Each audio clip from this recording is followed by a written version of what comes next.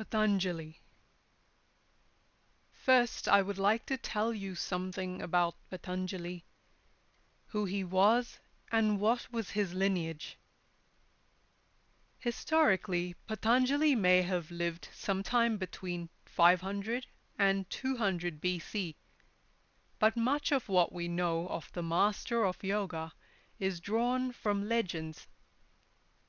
He is referred to as a Swayambhu, an evolved soul incarnated of his own will to help humanity. He assumed human form, experienced our sorrows and joys, and learned to transcend them. In the Yoga Sutras, he described the ways of overcoming the afflictions of the body and the fluctuations of the mind, the obstacles to spiritual development. Patanjali's words are direct, original, and traditionally held to be of divine provenance. After more than 20 centuries, they remain fresh, fascinating, and all-absorbing, and will remain for centuries to come. Patanjali's 196 aphorisms or sutras cover all aspects of life, beginning with a prescribed code of conduct, and ending with man's vision of his true self. Each word of the sutras is concise and precise. As individual drops of rain contribute toward the formation of a lake, so each word contained in the sutras conveys a wealth of thought and experience, and is indispensable to the whole. Patanjali chose to write on 3 subjects: grammar, medicine, and yoga. The Yoga Sutras, his culminating work, is his distillation of human knowledge. Like pearls on a thread, the Yoga Sutras form a precious necklace, a diadem of illuminative wisdom. To comprehend their message and put it into practice is to transform oneself into a highly cultured and civilized person, a rare and worthy human being. Though I have practiced and worked in the field of yoga for more than 50 years, I may have to practice for several more lifetimes to reach the perfection in the subject. Therefore, the explanation of the most abstruse sutras lies yet beyond my power. It is said that once Lord Vishnu was seated on Adishesha, Lord of Serpents, his couch, watching the enchanting dance of Lord Shiva. Lord Vishnu was so totally absorbed in the dance movements of Lord Shiva that his body began to vibrate to their rhythm. This vibration made him heavier and heavier, causing Adishesha to feel so uncomfortable that he was gasping for breath and was on the point of collapse. The moment the dance came to an end, Lord Vishnu's body became light again. Adishesha was amazed and asked his master the cause of these stupendous changes. The Lord explained that the grace, beauty, majesty, and grandeur of Lord Shiva's dance had created corresponding vibrations in his own body, making it heavy. Marveling at this, Adishesha professed a desire to learn to dance, so as to exalt his Lord.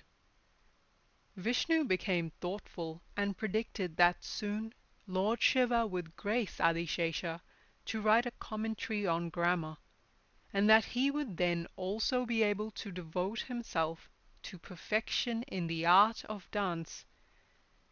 Adishesha was overjoyed by these words, and looked forward to the descent of Lord Shiva's grace. Adishesha then began to meditate, to ascertain who would be his mother on earth.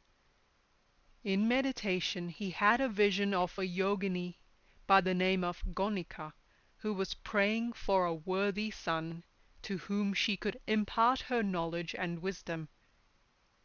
He at once realized that she would be a worthy mother for him, and awaited an auspicious moment to become her son. Gonika, thinking that her earthly life was approaching its end, had not found a worthy son for whom she had been searching.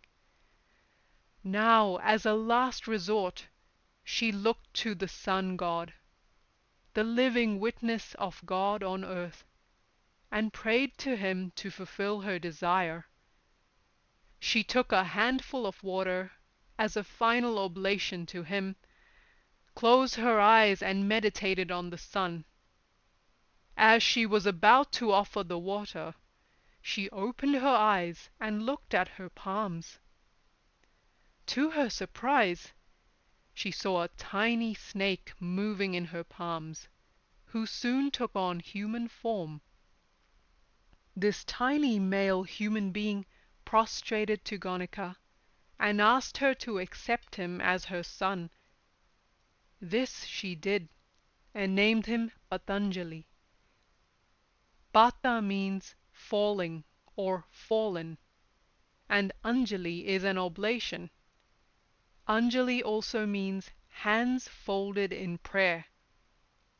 Gonika's prayer with folded hands thus bears the name Patanjali. Patanjali, the incarnation of Adishesha, Lord Vishnu's bearer, became not only the celebrated author of the Yoga Sutras, but also of treatises on Ayurveda and grammar. He undertook the work at Lord Shiva's command. The Mahabhyasa, his great grammar, a classical work for the cultivation of correct language, was followed by his book on Ayurveda, the science of life and health. His final work on yoga was directed toward man's mental and spiritual evolution. All classical dancers in India pay their homage to Patanjali as a great dancer. Together, Patanjali's three works deal with man's development as a whole, in thought, speech, and action. His treatise on yoga is called Yoga Darsana. Darsana means vision of the soul, and also mirror. The effect of yoga is to reflect the thoughts and actions of the aspirant, as in a mirror. The practitioner observes the reflections of his thoughts, mind, consciousness, and actions, and corrects himself. This process guides him toward the observation of his inner self. Patanjali's works are followed by yogis to this day in their effort to develop a refined language, a cultured body, and a civilized mind. The Yoga Sutras. The book is divided into 4 chapters or padas, meaning parts or quarters, covering the art, science, and philosophy of life. The 196 sutras are succinct, precise, profound, and devout in approach. Each contains a wealth of ideas and wisdom to guide the aspirant, or sadhaka, toward full knowledge of his own real nature. This knowledge leads to the experience of perfect freedom, beyond common understanding. Through ardent study of the sutras and through devotion, the sadhaka is finally illumined by the lamp of exalted knowledge. Through practice, he radiates goodwill, friendliness, and compassion. This knowledge, gained through subjective experience, gives him boundless joy, harmony, and peace. As with the Bhagavad Gita, different schools of thought have interpreted the sutras in different ways, placing the emphasis on their particular path towards self-realization, whether on karma, meaning action, jnana, meaning wisdom, or bhakti, meaning devotion. Each commentator bases his interpretations on certain key or focal themes and weaves around them his thoughts, feelings, and experiences. My own interpretations are derived from a lifelong study of yoga and from experiences gained from the practice of asana, pranayama, and dhyana. These are the key aspects of yoga which I use to interpret the sutras in the simplest and most direct way, without departing from traditional meanings given by successive teachers. The 4 chapters or padas of the book are Samadhi Pada, meaning on contemplation; Sadhana Pada, meaning on practice; Vibhuti Pada, meaning on properties and powers; and Kaivalya Pada, meaning on emancipation and freedom. The 4 padas correspond to the 4 varnas, or divisions of labor, the 4 asramas, or stages of life, the 3 gunas, or qualities of nature, and the 4th state beyond them, sattva, rajas, tamas, and gunatita, and the 4 purusarthas, or aims of life. In the concluding sutra of the 4th pada, Patanjali speaks of the culmination of the purusarthas and gunas as the highest goal of yoga sadhana. These concepts must have been wholly understood in Patanjali's time, and therefore implicit in the earlier chapters, for him to speak of them explicitly only at the very end of the book. The ultimate effect of following the path laid out by Patanjali is to experience the effortless, indivisible state of the seer. The 1st pada amounts to a treatise on Dharma Shastra, the science of religious duty. Dharma is that which upholds, sustains, and supports one who has fallen, or is falling, or about to fall, in the sphere of ethics, physical or mental practices, or spiritual discipline. It appears to me that Patanjali's whole concept of yoga is based on dharma, the law handed down in perpetuity through Vedic tradition. The goal of the law of dharma is emancipation. If dharma is the seed of yoga, Kaivalya, meaning emancipation, is its fruit. This explains the concluding sutra, which describes Kaivalya as the state which is motiveless and devoid of all worldly aims and qualities of nature. In Kaivalya, the yogi shines in his own intelligence, which sprouts from the seer, Atman, independent of the organs of action, senses of perception, mind, intelligence, and consciousness. Yoga is, in fact, the path to Kaivalya. Dharma, the orderly science of duty, is part of the 8th-fold path of yoga, called Ashtanga Yoga, which Patanjali describes in detail. When the 8 disciplines are followed with dedication and devotion, they help the sadhaka to become physically, mentally, and emotionally stable so that he can maintain equanimity in all circumstances. He learns to know the Supreme Soul, Brahman, and to live in speech, thought, and action in accordance with the highest truth. Samadhi Pada.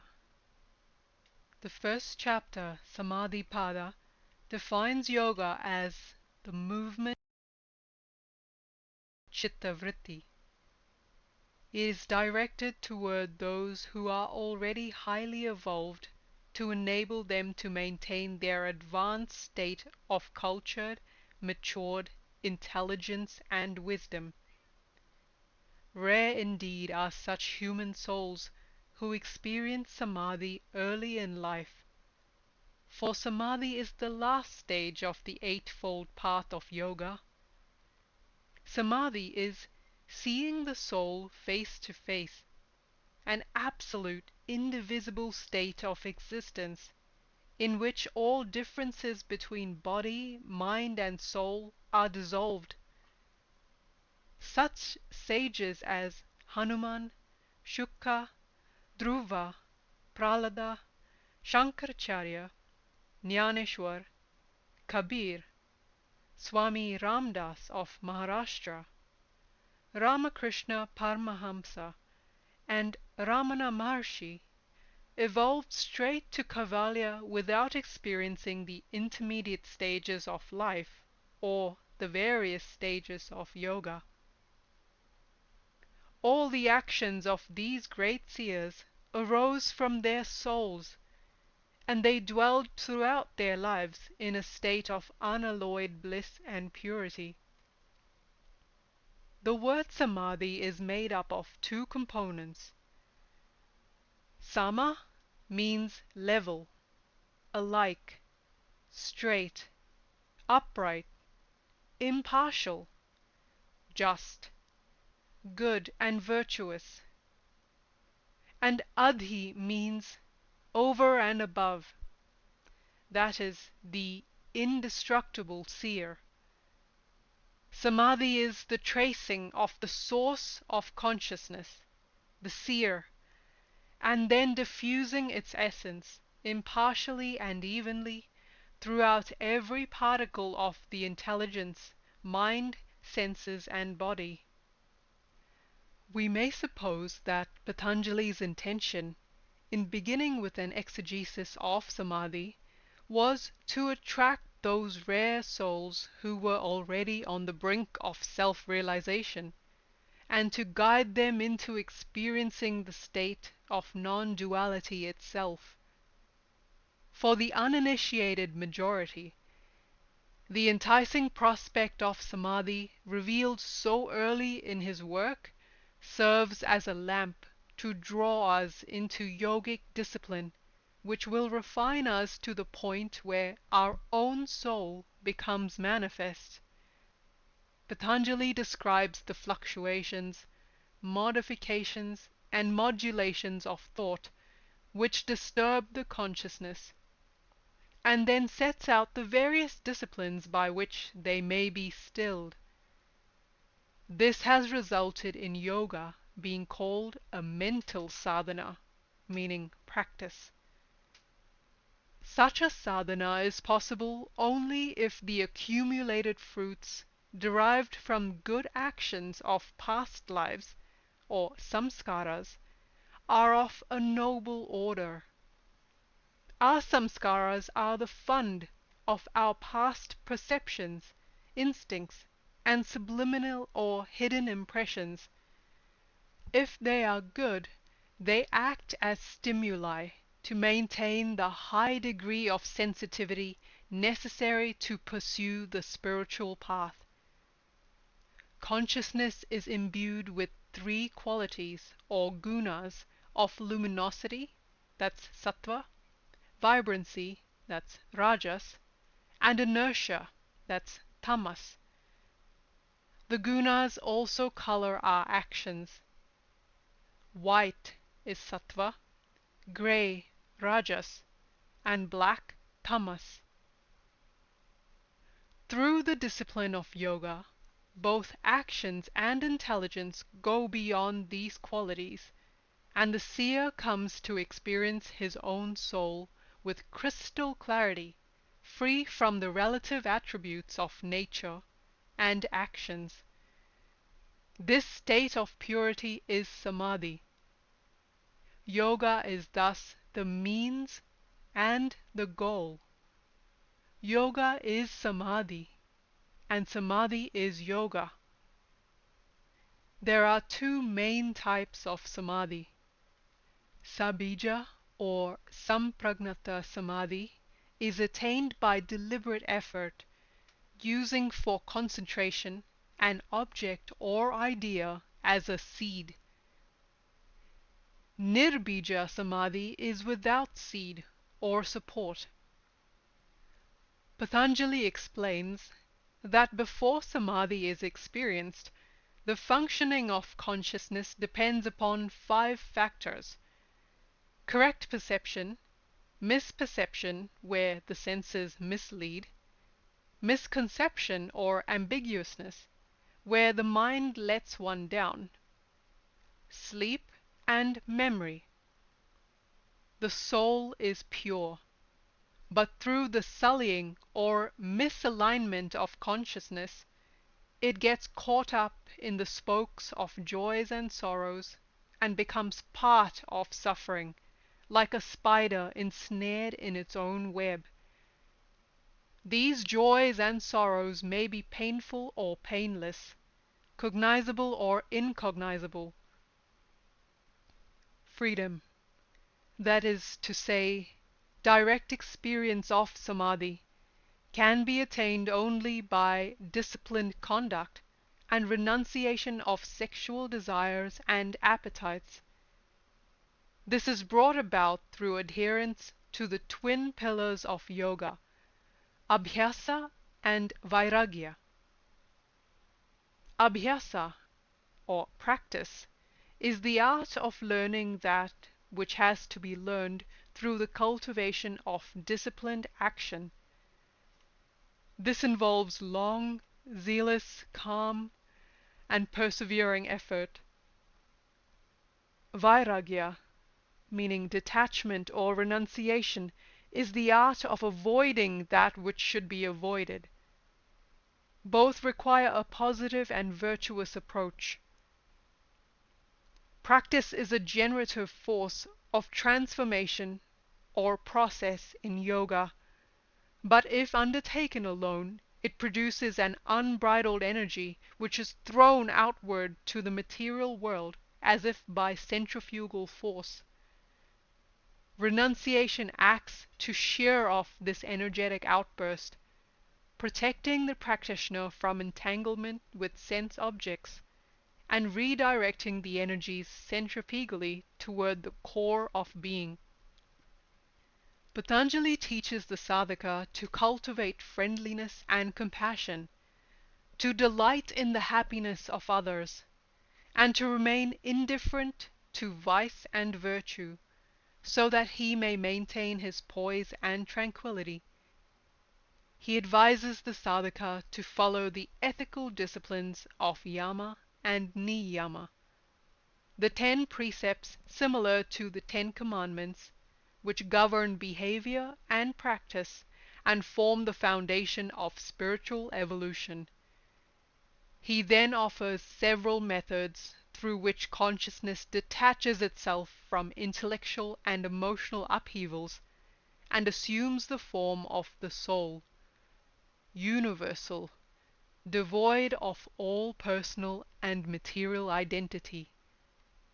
The sadhaka is now filled with serenity, insight, and truth. The soul, which until now remained unmanifest, becomes visible to the seeker. The seeker becomes the seer.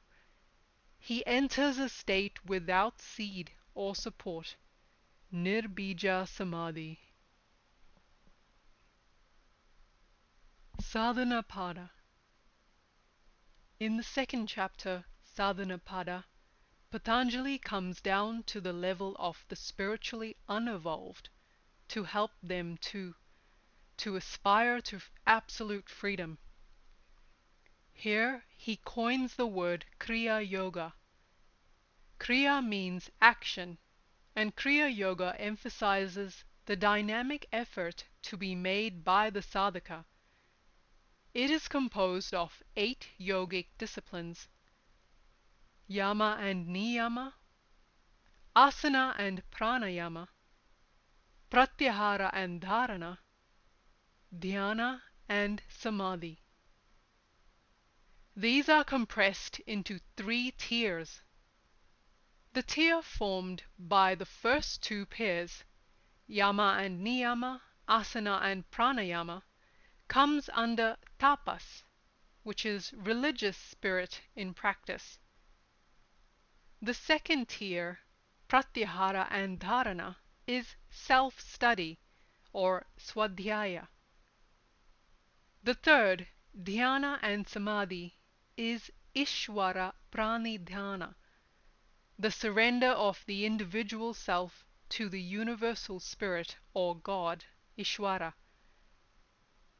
In this way, Patanjali covers the three great parts of Indian philosophy in the Yoga Sutras.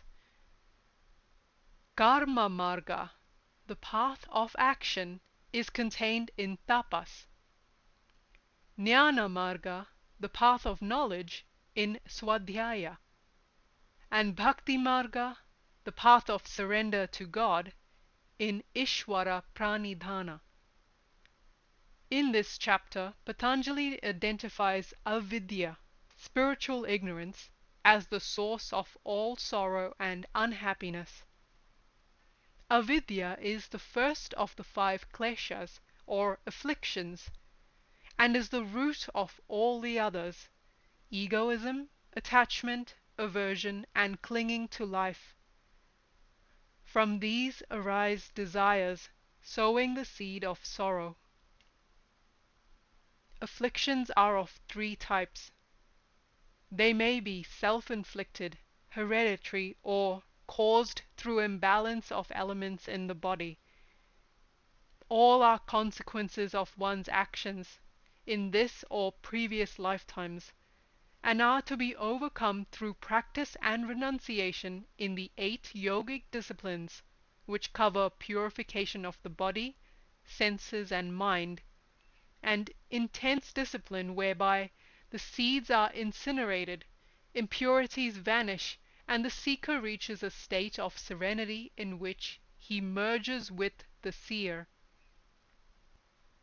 For one who lacks ethical discipline and perfect physical health, there can be no spiritual illumination. Body, mind, and spirit are inseparable. If the body is asleep, the soul is asleep. The seeker is taught to perform asanas so that he becomes familiar with his body, senses, and intelligence. He develops alertness, sensitivity, and the power of concentration. Pranayama gives control over the subtle qualities of the elements: sound, touch, shape, taste, and smell. Pratyahara is the withdrawal into the mind of the organs of action and senses of perception. Sadhana Pada ends here, but Patanjali extends dharana, dhyana, and samadhi, the subtle aspects of sadhana, into the next chapter, Vibhuti Pada. These 3 would draw the mind into the consciousness, and the consciousness into the soul. The journey from yama to pratyahara, described in Sadhana Pada, ends in the sea of tranquility which has no ripples.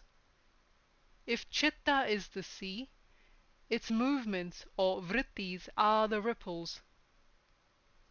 Body, mind, and consciousness are in communion with the soul. They are now free from attachments and aversions, memories of place and time.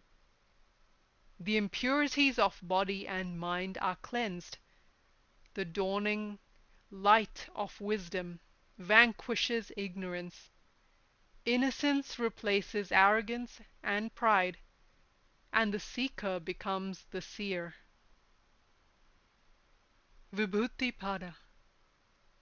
The 3rd chapter speaks of the divine effects of yoga sadhana. It is said that the sadhaka who is in this state has full knowledge of past, present, and future, as well as of the solar system. He understands the minds of others. He acquires the 8 supernatural powers or siddhis, the ability to become small and large, light and heavy, to acquire, to attain every wish, to gain supremacy and sovereignty over things. These achievements are dangerous. The sadhaka is cautioned to ignore their temptations and pursue the spiritual path. Sage Vyasa's commentary on the sutras gives examples of those who become ensnared by these powers and those who remained free. Nahusa, who belonged to the mortal world, became lord of heaven, but misused his power, fell from grace, and was sent back to earth in the form of a snake. Urvasi, a famous mythical nymph, the daughter of Nara Narayana, who is the son of Dharma and grandson of Brahma, became a creeping plant. Ahalya, who succumbed to sensual temptation, was cursed by Gautama and became a stone. On the other hand, Nandi, the bull, reached Lord Shiva. Matsya, the fish, became Matsyendranath, the greatest hatha yogi on earth. If the sadhaka succumbs to the lure of the siddhis, he will be like a person running away from the gale, only to be caught in a whirlwind. If he resists and perseveres on the spiritual path, he will experience Kaivalya, the indivisible, unqualified, undifferentiated state of existence. Kaivalya Pada. In the fourth chapter, Patanjali distinguishes Kaivalya from Samadhi. In Samadhi, the sadhaka experiences a passive state of oneness between seer and seen, observer and observed, subject and object. In Kaivalya, he lives in a positive state of life, above the tamasic, rajasic and sattvic influences of the three gunas of nature.